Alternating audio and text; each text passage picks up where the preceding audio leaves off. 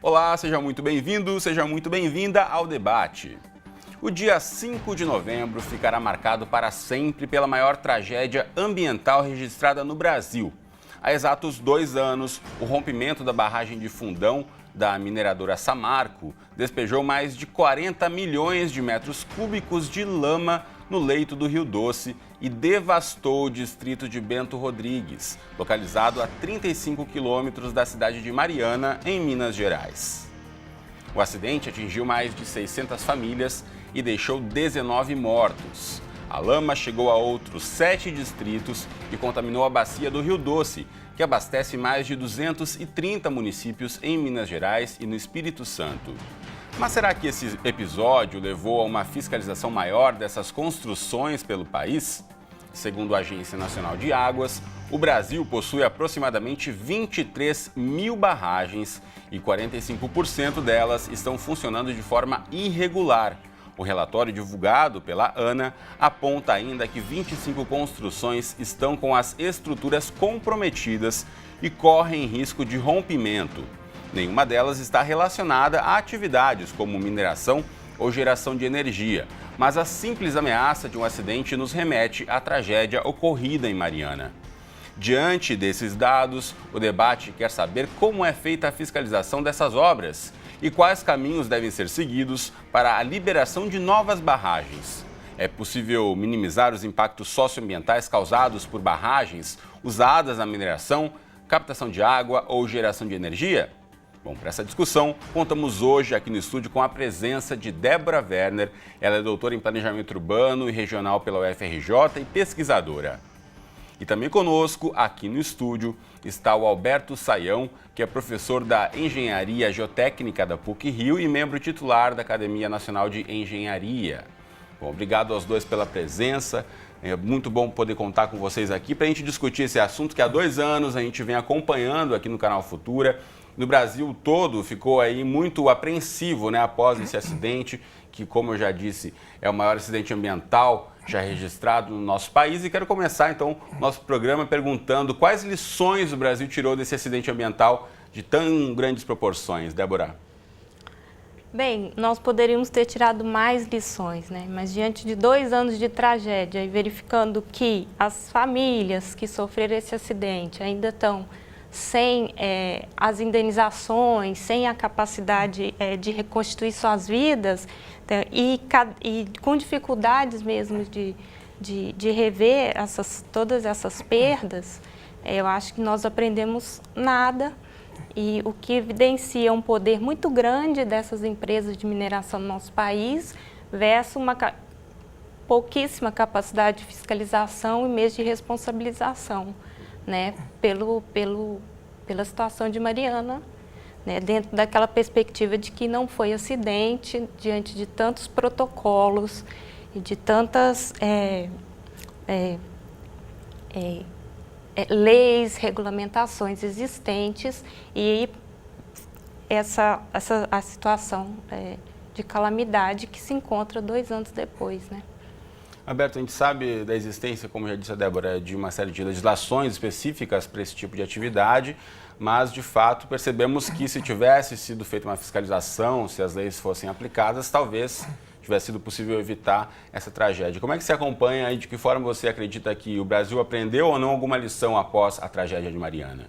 Olá, Cristiano.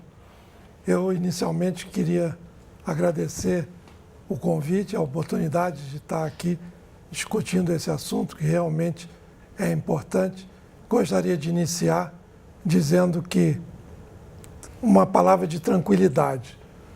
O Brasil tem capacidade, há muitos anos, para fazer barragens seguras.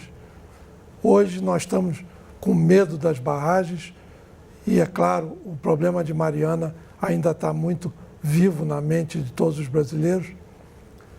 E o que nós não podemos é querer afastar as barragens. Nós precisamos das barragens, sejam as barragens de mineração ou de reservatório de água. Nós precisamos da água e da energia. e nós temos capacidade de engenharia para fazer barragens iguais aos melhores países do mundo. Mas depois desse início eu queria voltar então ao que a Débora mencionou do plano de emergência. Eu acho que uma das coisas que nós aprendemos é que as barragens precisam ter agora um plano de ação emergencial para o caso de haver algum desastre iminente. Em particular, a instrumentação, monitoramento da segurança é importante e eu acho que agora o governo federal, com a nova lei de segurança das barragens, está tentando implementar isso. Obrigar aos donos das barragens a fazerem os seus planos de emergência e vistorias regulares a cada ano, fazer uma vistoria para uma pessoa independente, um consultor independente que possa fazer um laudo isento sobre a segurança da barragem. O Roberto mencionou a questão de Mariana estar muito presente na memória dos brasileiros e muito presente na vida daquela população, que inclusive foi muito prejudicada. Daqui a pouquinho a gente vai mostrar uma reportagem mostrando aí como a população afetada ainda sofre com esse acidente. Bom, o Brasil criou essa Política Nacional de Segurança de Barragens em 2010, determinando aí a partir daí as responsabilidades pela fiscalização de acordo com a finalidade de cada barragem. Essa política está funcionando, Débora? Sobre essa política com relação à fiscalização das barragens, eu acho interessante pensar que ela é de 2010, ou seja, o desastre aconteceu posteriormente. E várias regulamentações, mesmo em nível internacional, que definem a modo de atuação, seja de barragem de rejeito, seja mesmo de hidrelétricas. Então, nesse sentido, é que não é novidade o que aconteceu em Mariana, né? Não nos pegou de surpresa o que aconteceu em Mariana. E a incapacidade de conseguir fazer com que a empresa cumpra minimamente as suas obrigações antes, durante e depois, acho que nos deixa numa situação de muita insegurança, de fato, e de pouca crença do que uma simples legislação é capaz de enfrentar a situação como ocorreu em Mariana, porque ainda que haja toda uma normativa, legislações, regulamentações, não só aconteceu o caso de Mariana, como vocês mostraram, que o Brasil tem 45%, se eu não me engano, de barragens que podem estar comprometidas, e nós sempre com aquela expectativa de um futuro será melhor numa situação e que Mariana retrata que, pensando na população, 19 mortes, mas todo o comprometimento de uma bacia, não é uma simples situação, é uma questão nacional, se a gente pensar numa escala maior do que a própria questão do Rio Doce, a gente pensa em uma escala nacional e a incapacidade de reverter essa situação. Diante do que está acontecendo no caso de Mariana, ou seja, de não cumprimento do que é estabelecido por parte da legislação frente ao empreendedor, diante de toda a judicialização do processo e as famílias na expectativa, como que nós podemos dizer que o futuro está garantido e uma situação dessa não vai acontecer? Tem-se aí um exemplo, né? Sem dúvida. Débora, há quem diga que o lobby das empresas pode estar entre dos motivos para essa legislação não ser tão efetiva. Você acredita que isso pode ter, de fato, uma influência? Eu acredito na nossa dependência com relação à mineração, né? Nossa dependência econômica com relação à mineração é muito grande, né? Dos principais geradores de produto interno bruto do PIB. A pauta exportadora em relação à mineração a nossa pauta exportadora é muito dependente da mineração, então eles têm esse poderio até mesmo econômico diante de toda a necessidade de se adequar a legislações, seja ambientais, trabalhistas, né, que envolve até de maneira mais ampla. Então, eu acho que nessa ideia a gente pensa até num termo que é a chantagem locacional, né? Não existindo as famílias, a região e o próprio país dependendo dessas atividades, tem muita dificuldade de impor a esses grandes grupos ou seguir a lei tal qual está estabelecida, né? Se não então essa atividade vai ser paralisada, não vai ser realizada no Brasil, vai para outro país, então vai para outra região, né? Coisas desse tipo nos colocam nessas situações, né, de elevada dependência desse recurso, né, econômico. Então, uma dificuldade seria, com certeza, essa.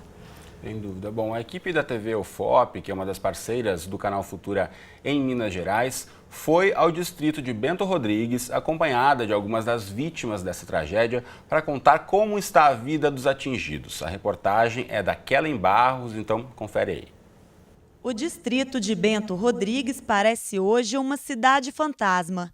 Geladeira, fogão, pia e sofá ainda podem ser vistos revirados e cobertos pela terra que sobrou da lama.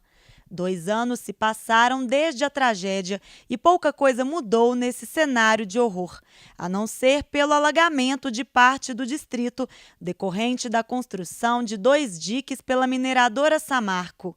A água tomou, inclusive, um pedaço do terreno do seu Manuel, que coloca sacolas penduradas sobre as estacas para não perder a noção do espaço daquela que um dia foi sua casa. Eu mesmo já tinha escolhido, né? Já tinha projetado, já tinha planos de vida para aqui.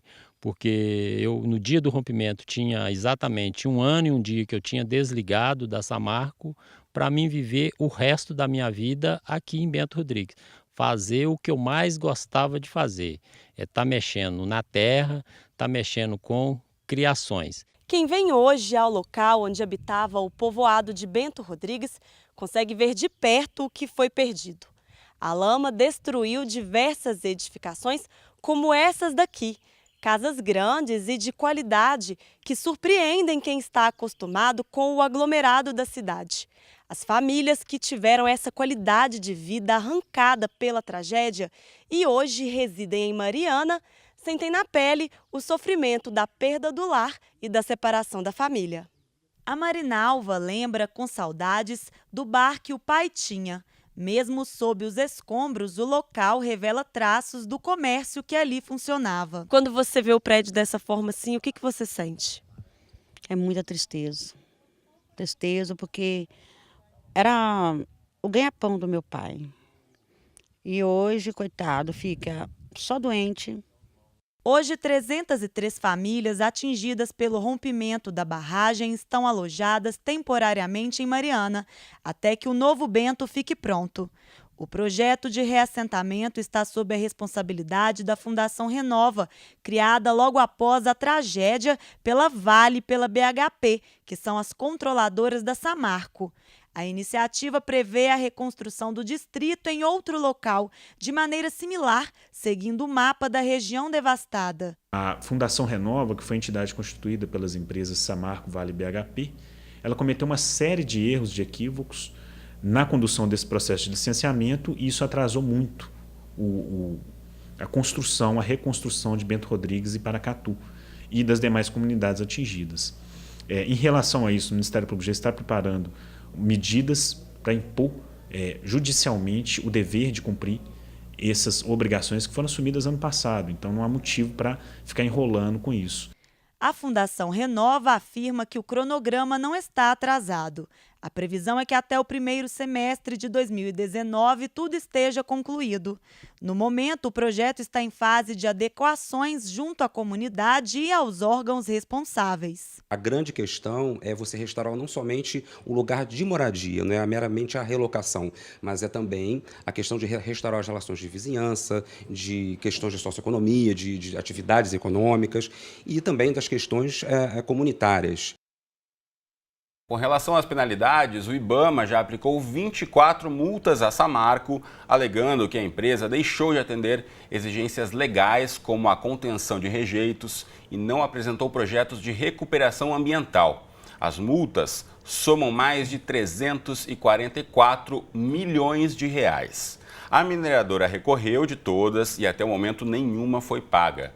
O governo de Minas Gerais também multou a mineradora. Das 38 penalidades aplicadas pelo Estado, só uma, no valor de 127 milhões de reais, está sendo paga em 60 parcelas.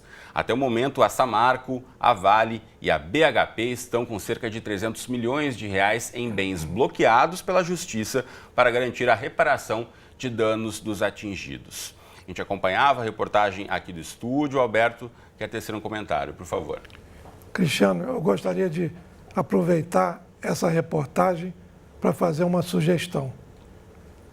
Na minha opinião, o que se devia fazer lá não era a reconstrução ou a limpeza da cidade, era simplesmente fazer um memorial. Nós estávamos falando de memória da população e queria dar um depoimento. Uma das experiências mais marcantes que eu tive em relação a desastres da engenharia foi quando eu visitei o que é talvez o maior desastre com barragens da história da engenharia, que foi na Itália, nos Alpes italianos, uma barragem chamada Vajon, perto da cidade de Belluno. Lá morreram mais de 3.000 pessoas. Foi uma tragédia impressionante. E o que eles fizeram lá? Fizeram um memorial, um museu, onde todas as pessoas que faleceram lá estão enterradas e tem painéis contando a história da obra e a história do desastre, em detalhes. É um lugar impressionante que merece uma visita.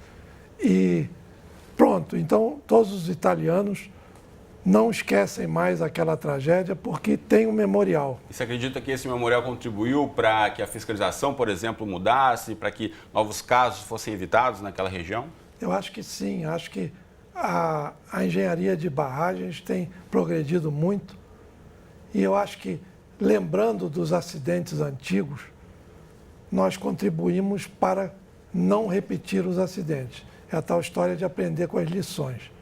O memorial seria a lição viva ali. Isso que tem na Itália tem também nos Estados Unidos. Exatamente um desastre, também uma tragédia lá na barragem de Teton, no norte dos Estados Unidos. Eles deixaram a barragem toda rompida e fizeram um memorial com vista para a barragem. E é uma coisa impressionante você chegar lá e ver a barragem nunca mais foi recuperada.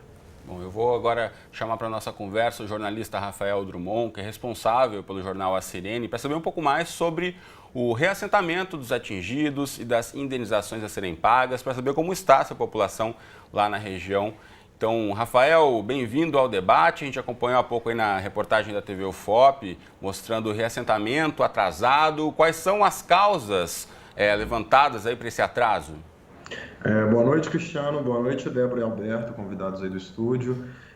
Eu acho que o Dr. Guilherme coloca bem, a principal causa é a ineficiência mesmo da Fundação Renova, né, que foi esse agente reparador aí, construído pelas mineradoras e por órgãos públicos, pelos estados atingidos, Minas Gerais, Espírito Santo e União, para poder dar conta dessa reparação, mas que a gente tem visto na prática que vem atendendo aos interesses mesmo da mineradora e não coloca o reassentamento, nem o pagamento das indenizações como prioridade na sua agenda de ações, né? De forma bastante geral, a gente pode dizer que os terrenos, apesar de terem sido comprados, né, garantidos a partir de contratos de compra e venda, no caso do reassentamento de Paracatu de Baixo, isso ainda nem foi feito na totalidade de terrenos, porque lá são mais de um, eles não foram registrados, ou seja, você não tem o registro até hoje, né, os terrenos já foram escolhidos há mais de um ano pelas comunidades, e eles até hoje não estão registrados no nome da fundação, o que impede o processo de licenciamento.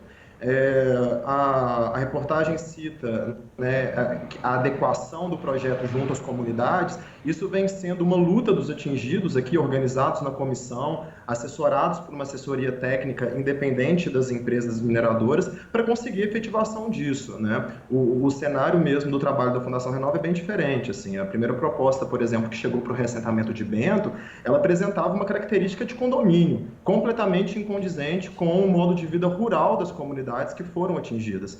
A demanda pela manutenção das relações de vizinhança veio através desse trabalho da comissão, da assessoria técnica. Então, esse é um ponto importante e que o trabalho nem sempre vem, e que é o trabalho da Fundação Renova, nem sempre vem favorecendo. Outra questão são os erros, né?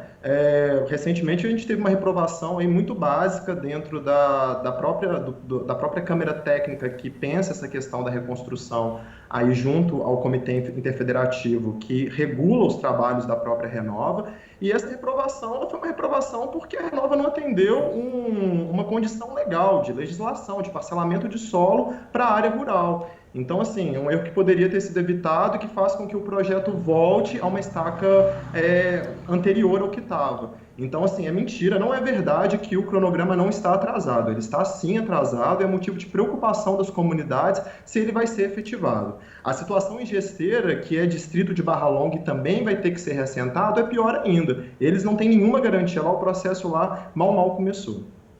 Rafael, peço licença para você. A Débora aqui no estúdio quer fazer um comentário. Isso, acho que é interessante, tanto vinculando o que o professor falou sobre a capacidade da engenharia, da tecnologia em fazer barragens, ou seja, não é falta de tecnologia, não é ausência de conhecimento com relação a isso, parece muito mais uma questão dos interesses que envolvem, da relação de custo que isso tem para a empresa e ela poder definir o que ela vai fazer para reparar, ou seja, ela tendo um domínio sobre aquele território a partir de uma situação da qual a empresa é responsável, ela tem total digamos, liberdade de atrasar cronogramas, de não pagar as multas, ou seja, não há ausência de tecnologia ou ausência legal mesmo, é uma relação de poder díspare, né? Mesmo até acontece no caso de Mariana, até o reconhecimento de quem é atingido e quem não é atingido tem sido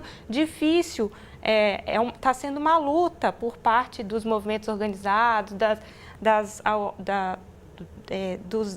dos atingidos, de se colocar, de ter o reconhecimento da empresa de que sim, eu fui atingida, eu perdi tudo, ou seja, está uma relação de desigualdade muito grande entre a empresa e esse território e essas pessoas, né?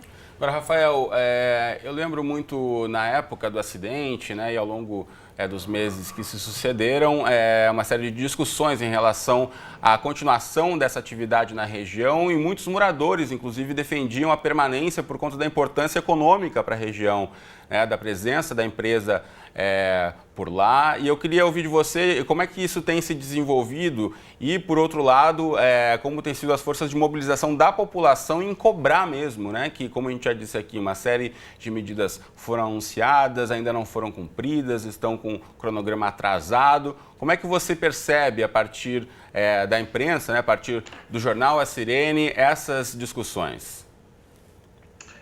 Olha, eu vou colocar até uma visão pessoal, né? É um tema complexo e que, no caso assim, dos atingidos, muitas vezes ele se volta para eles na forma de hostilização.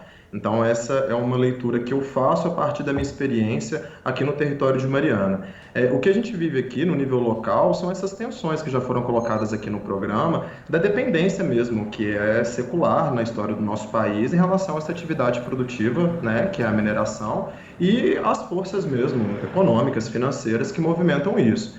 Então, a gente vive um cenário de dependência muito forte da mineração, do ponto de vista da economia. O desemprego, ele é uma realidade da cidade, e isso faz com que vários grupos, inclusive a prefeitura, se articule de forma muito ativa para esse retorno mesmo das atividades da mineradora. O que eu acho assim, que eu posso colocar é que o desejo é que essa mineração aqui em Mariana ela seja feita de outra forma, né? Dentro de um protocolo de responsabilidade, e que o que aconteceu aqui não seja esquecido, e que a gente não queira que essa mineradora volte a qualquer custo, em qualquer condição, sem ter aprendido nada com a tragédia, né? E muitas vezes acaba que é o o posicionamento de alguns setores aqui da cidade que, de forma emergencialista, acham que a volta das operações da Samarco vão dar conta de resolver todos os problemas que estão aqui no nosso. E como é que você acompanha a própria mobilização das pessoas? Elas têm se articulado, elas têm permanecido atentas e atrás dos seus direitos?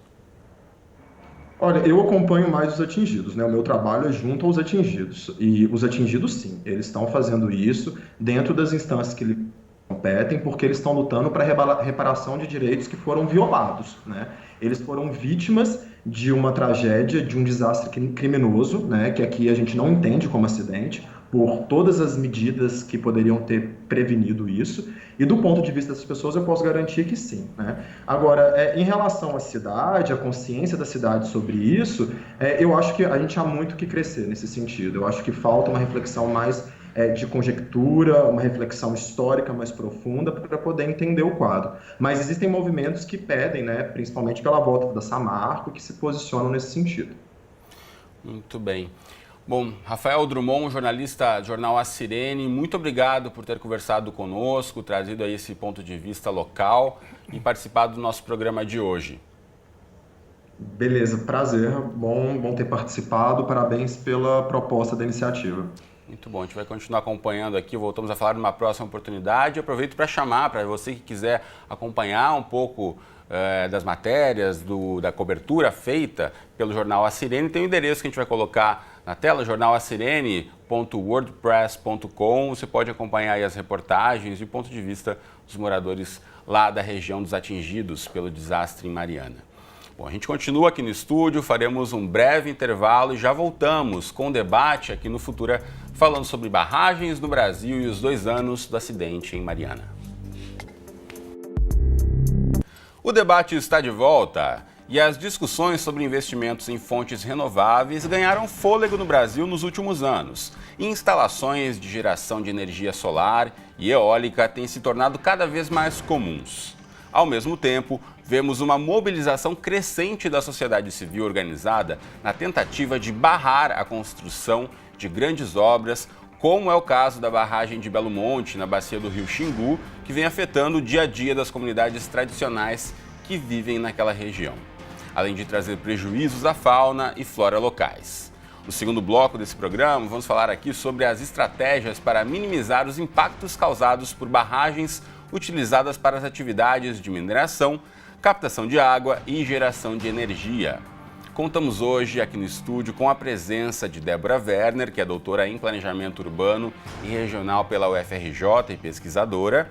E também conosco aqui no estúdio está o Alberto Saião, que é professor da Engenharia Geotécnica da PUC-Rio e membro titular da Academia Nacional de Engenharia.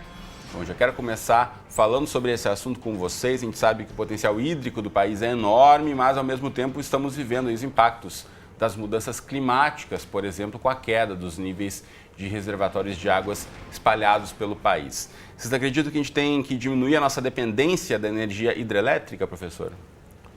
Olha, Cristiano, eu acho que a energia hidrelétrica ainda é a melhor fonte de energia que nós podemos contar. Isso por quê? Porque o Brasil dispõe de muita água ainda. Nós temos cerca de 70% da nossa capacidade de geração de energia hidrelétrica. Então ainda temos bastante para fazer. O problema que você falou de Belo Monte, na verdade, para mim, é o contrário. Belo Monte está gerando muito menos do que poderia.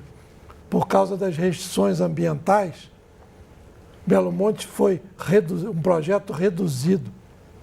E não vem ao caso aqui a gente discutir... É uma série de questões do impacto socioambiental que foi medido na implantação de Belo Monte. A parte social eu acho que deve ser cobrada através das compensações que as empresas dão e Belo Monte tem dado lá para a região. Mas nós fizemos uma barragem para gerar muito menos energia do que poderia gerar. E o resultado disso é que nós precisamos, então, ligar as térmicas.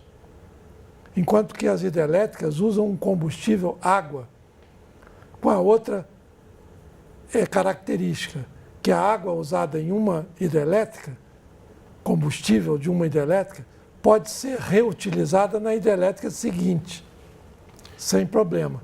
Enquanto que uma térmica, quando usa o combustível diesel, a térmica seguinte não pode mais usar aquele diesel.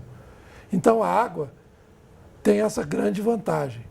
Tem a questão da térmica, por exemplo, também de aumentar o custo, né? Isso. A gente tem agora o valor da bandeira vermelha na conta de energia elétrica, e quando chega no final do mês, ninguém quer uma conta mais cara, então tudo isso tem que ser levado em conta. Bandeira vermelha nível 2, né? Exatamente. Agora, Débora, em relação à questão dos impactos socioambientais, o professor trouxe aqui a questão de Belo Monte, como é que você vê? De fato, a gente poderia pensar em ampliar a nossa forma de captação de energia ou, de fato, as hidrelétricas ainda são a melhor solução para o Brasil?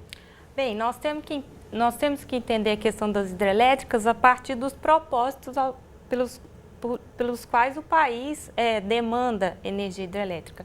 É verdade a questão da hidrelétrica enquanto uma fonte das mais baratas, é considerada energia renovável, inclusive a matriz energética brasileira, em comparação com o resto do mundo, é uma matriz considerada renovável pela baixa dependência do petróleo. Considera-se uma matriz limpa. Limpa no sentido do aquecimento global, e ainda há controvérsias em relação a isso, que a gente também não dá tempo de entrar em todas as questões.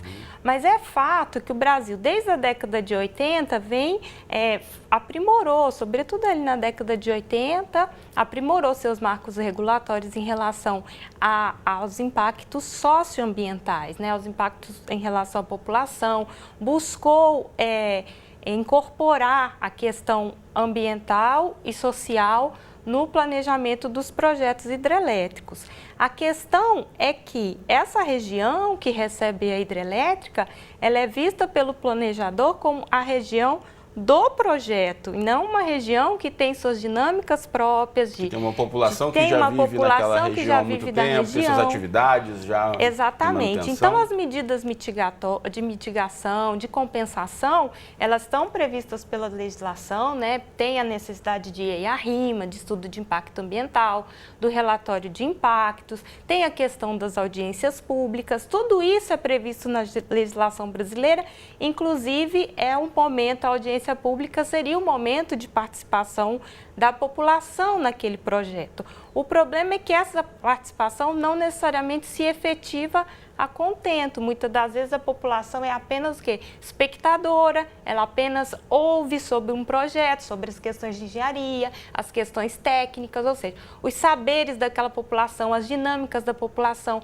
o vínculo da população em relação à região é completamente, muitas das vezes, não vou dizer completamente incorporado, mas é incorporado em medidas de mitigação e compensação que não necessariamente vão ser capazes de recompor, permitir que as pessoas se insiram naquela dinâmica, né? Então, tem todas essas controvérsias. Então, aí, quando a gente pensa, para que o Brasil precisa de mais energia hidrelétrica, considerando a Amazônia como a nossa fronteira energética, a gente tem que pensar para que a energia da Amazônia.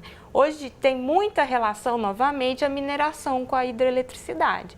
A mineração depende da hidroeletricidade em termos de custo, né? Nós exportamos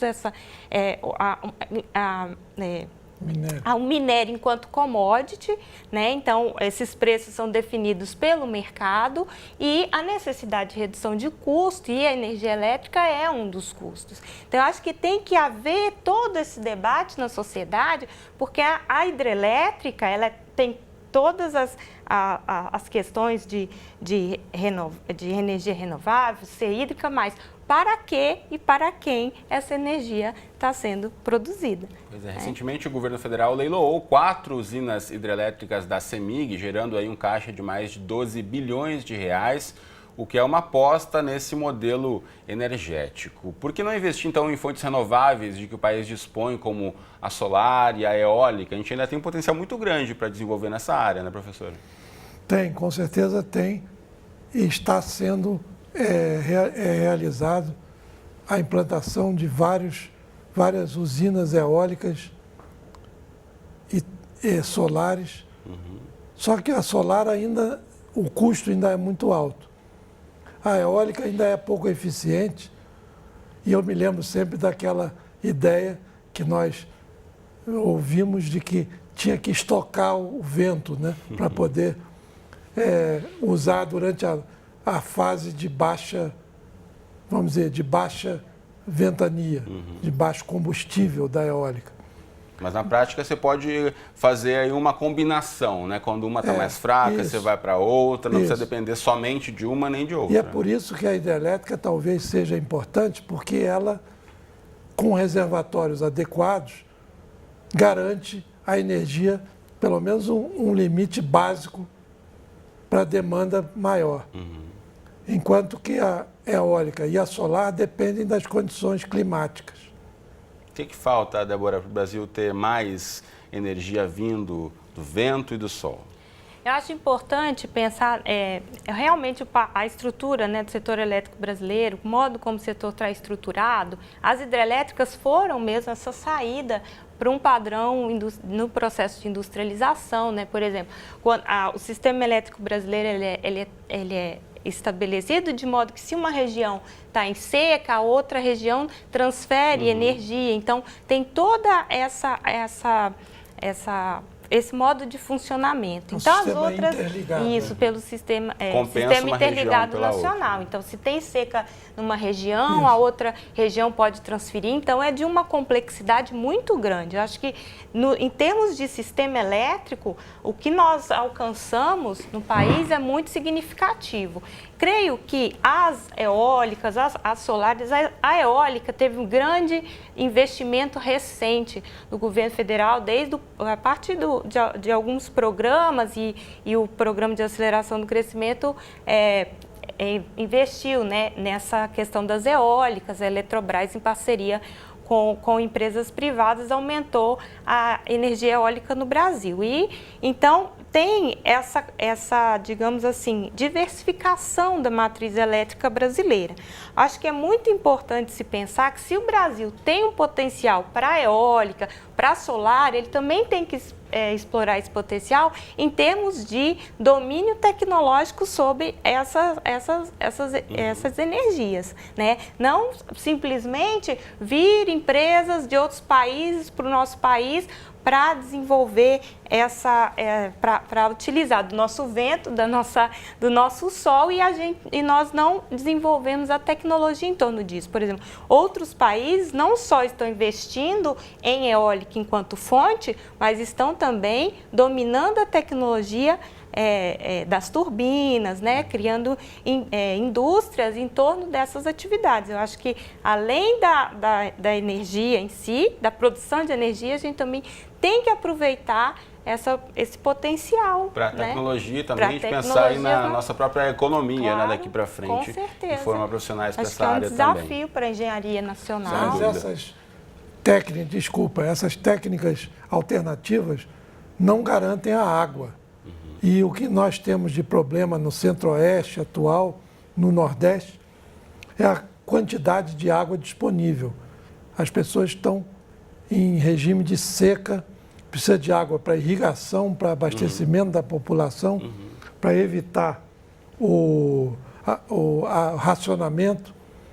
E essas alternativas eólica e solar não resolvem esse problema. Inclusive, sobre esse assunto, a gente sabe aí que um considerável período de estiagem aqui no estado do Rio de Janeiro provocou uma queda de 30% na captação de água e reacendeu aí muitas discussões sobre a construção de uma barragem no rio Guapiaçu, que serviria para abastecer os municípios do leste fluminense. Essa obra tem sido fruto de muita discussão e embates na justiça desde que foi anunciada como contrapartida à construção do Complexo Petroquímico do Estado, o Comperj. A gente vai mostrar agora um trecho de um documentário produzido pelo Movimento dos Atingidos por Barragens, com direção de Bruno Ferrari, Guilherme Weimann e Vinícius Denadai. Confere aí.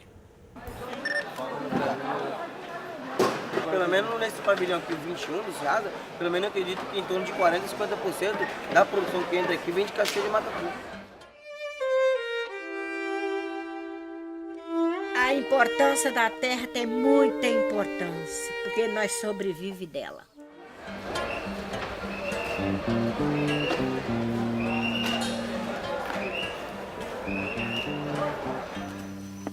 depois de 50 anos que você já arrumou sua vida, já está meio estabilizado no lugar, já perto de aposentar, sem ter estudo nenhum, sem não ter experiência em nada, a não ser plantar na lavoura, o governo inventa de construir uma grande barragem e tirar nós daqui para levar e ninguém sabe para onde, né? Não. Barragem não. Terra sim. Terra sim, barragem não.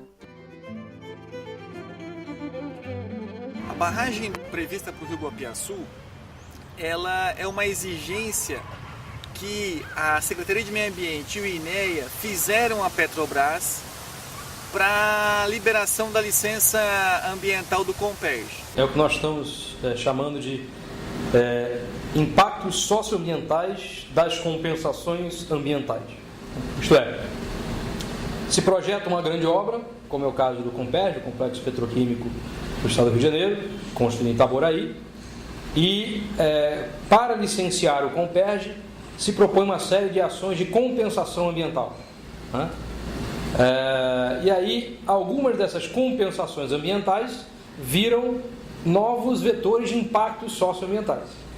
Os boatos que vão chegando no nosso ouvido é que vai afetar a nossa vida social, psicológica e até espiritualmente, né?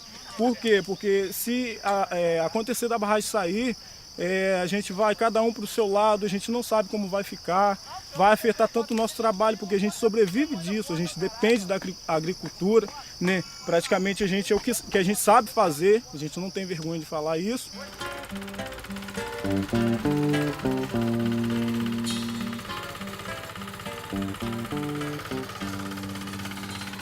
A barragem é um inferno total, né? É uma verdadeira desgraça. E aí a gente vai ser empurrado de goela abaixo, e lá por essa barragem vai acabar com o pulmão da agricultura familiar, entendeu?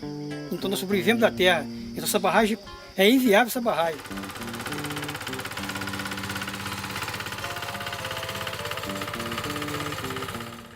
Pois é, lembrando, esse aí é um trecho no documentário produzido pelo Movimento dos Atingidos por Barragens, falando sobre a situação do rio Guapiaçu, aqui no Rio de Janeiro. Bom, a gente falando aí, vendo esse vídeo, né, de perdas na atividade agrícola, impactos sobre uma população rural que não tem outra opção de trabalho, além, é claro, de impactos na fauna e na flora. E aí trazendo um ponto que já tratamos brevemente aqui anteriormente sobre qual é o impacto real, né? Seriam mais prejuízos do que benefícios, até uma fala de um dos entrevistados do filme, né? A compensação socioambiental, mas causando mais dano socioambiental. Como, na verdade, fazer essa equação fechada, Débora? Eu acho que ele colocou uma coisa muito interessante que evidencia a desigualdade ambiental, né? São projetos estabelecidos de maneira extremamente autoritárias no modo de alterar a vida daquela população sem necessariamente fazer com que a população participe dessa decisão. Ela simplesmente está assistindo a mudança de vida em relação à necessidade de fazer esse um reservatório, né, para atender uma demanda da cidade, né, de demanda de água para um padrão de vida urbano. E como incorporar essa população nos supostos benefícios dessa atividade, dessa intervenção. Então, desconsiderando a realidade dessa população, quando a gente ouve ele falar a barragem é ruim, para mim isso não é bom, porque a realidade dele é a realidade da agricultura, pequena agricultura e mesmo fornecedora até de alimentos para essa mesma cidade que está demandando água. Então, a incompatibilidade, né, a incapacidade de poder incorporar, né, a população nos benefícios, nos supostos benefícios do projeto é um desafio. E a ideia de desigualdade ambiental é justo essa, a população mais vulnerável é a mais atingida por projetos que são e por decisões que são tomadas externas à região, externas àquela população. Então, eu acho que o grande desafio é conceder direitos, né, a essa população. Sem dúvida. Bom, O século XVIII no Brasil ficou marcado pela corrida ao ouro, né? A gente lembrando dos livros de história, principalmente na região onde fica hoje o estado de Minas Gerais. Mais de 200 anos se passaram e pouco mudou. Hoje o estado é responsável por aproximadamente 53% da produção brasileira de minerais metálicos e 29% de minérios em geral. Muitos desses minérios são responsáveis pelo superávit na balança de exportação do país, como é o caso da bauxita, do ferro, do chumbo e do manganês. Mas o setor mineral não tem só dados positivos. Os impactos socioambientais causados pela atividade também geram muitas discussões, além de brigas judiciais por diversos motivos. No início do mês de outubro, por exemplo, o Ministério Público do Trabalho de Minas Gerais determinou a interdição da barragem de Casa de Pedra, que fica na cidade de Congonhas. Segundo o MP, a interdição foi feita pelo risco grave e iminente de causar acidentes aos trabalhadores. Então a gente conversa agora sobre esse assunto um pouco mais com o Bruno Milanês, que é professor dos cursos de Engenharia de Produção e Mecânica da Universidade Federal de Juiz de Fora e membro do Grupo Política, Economia, Mineração, Ambiente e Sociedade, o Grupo Poemas. Bruno, bem-vindo ao debate, um prazer poder contar com você na nossa discussão de hoje. E já começo perguntando qual é o risco de uma nova tragédia, como a que ocorreu em Mariana, acontecer novamente no estado de Minas Gerais? Bom, primeiro eu queria agradecer a oportunidade de estar conversando com vocês. Eu venho acompanhando essa discussão sobre barragem de mineração. Na verdade, sobre mineração desde 2010 e sobre barragens um pouco depois. Eu acho que a atenção para essa questão cresceu bastante a partir do desastre lá da Samarco, do rompimento da barragem de Fundão. Mas é importante entender que aquele não foi o único. Já tem um histórico de rompimento de barragens no estado de Minas Gerais e no Brasil de forma geral, e no mundo. A gente, assim, entre 2005 e 2015, já foram quase 7 rompimentos. E tem estudos que mostram que os rompimentos são estruturais da economia mineral. Então é difícil dizer quando vai acontecer um rompimento, mas a chance de ocorrer é grave e é real. O que nos preocupa muito é que o Estado brasileiro, e particularmente o Estado de Minas Gerais, que eu estudo há mais tempo, não tem se mostrado capaz de se adequar a esse risco. A gente percebe que as mudanças da legislação estão indo na direção contrária, se tornando cada vez menos rigorosas em relação ao licenciamento das barragens de mineração e dos grandes empreendimentos em geral. Bom, e o Brasil, a gente sabe que não é o único país a usar barragens na exploração de minério. Existem modelos que podemos nos inspirar para melhorar a segurança das barragens por aqui? Sim. Para aumentar a segurança das barragens, o que seria necessário, primeiramente, seria um sistema de licenciamento mais adequado. E que, como eu comentei, é exatamente o que a gente não está vendo agora. Por exemplo, em Minas Gerais, o que a gente vê acontecer foi, logo em janeiro de 2016, o governador Pimentel ele mudou o sistema de licenciamento ambiental do Estado. Dessa forma, ao invés de ter três momentos de licença prévia, instalação e operação, permite que são momentos em que o Estado, os órgãos do Estado têm capacidade de monitorar e acompanhar os processos, os projetos, ele permite um licenciamento concomitante. Isso quer dizer o quê? A empresa consegue ter, em alguns casos, os 3 licenciamentos no mesmo momento. No mesmo nível, o que a gente está vendo acontecer, no nível federal, mas de uma forma semelhante, existe uma proposta de emenda da Constituição que diz que apenas a apresentação do estudo prévio de impacto ambiental já autoriza a execução de uma obra, sem necessariamente avaliação por parte do Estado.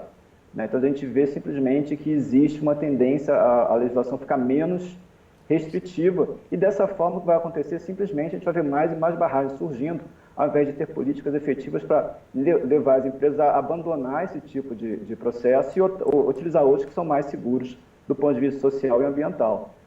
Agora quais, Bruno? Você pode citar exemplos para a gente? Existem 2 sistemas bem básicos. Existe um sistema que a Vale, por sinal, já usa em alguns dos seus processos, que é o sistema seco. A gente tem que entender que o processo de mineração, pelo menos mineração a ferro, o interesse da empresa é separar o minério de ferro das outras substâncias. Você pode fazer isso moendo o ferro, moendo o minério, misturando com água, e aí separando por densidade, e isso vai ser... E depois que se separa o minério, você fica com o seu rejeito.